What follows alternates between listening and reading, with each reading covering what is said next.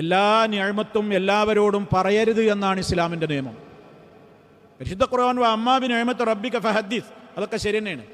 നിന്റെ റബ്ബിൻ്റെ നിഅമത്തുകളെക്കുറിച്ച് നീ സംസാരിക്കുക, അതൊക്കെ നമുക്ക് പറയാം.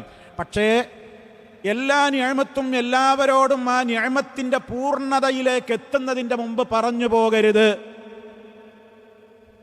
നമ്മൾ ചില കാര്യങ്ങൾ എന്തിനാ സീക്രറ്റ് ആക്കണത്? ബന്ധപ്പെട്ട ആൾക്കാർ മാത്രം അറിഞ്ഞാൽ മതി, വേറെ ആരോടും ഇപ്പോൾ തൽക്കാലം പറയണ്ട. കാരണം അപ്പുറത്ത് പാരപ്പണി എടുക്കാൻ വേറെ ആളുണ്ടാവും. അക്കാര്യം ആഹാ അങ്ങനെ ഉണ്ടോ, എന്നാൽ അത് ഞാൻ കാണിച്ചു തരാം, ഞാൻ അങ്ങനെയാണ് ഉഷാറാവണ്ട, അത് ഞാൻ റെഡിയാക്കി തരാം. പിന്നെ കൂടി വേറെ പണിയെടുക്കാൻ വേറെ ആൾക്കാരുണ്ടാകും.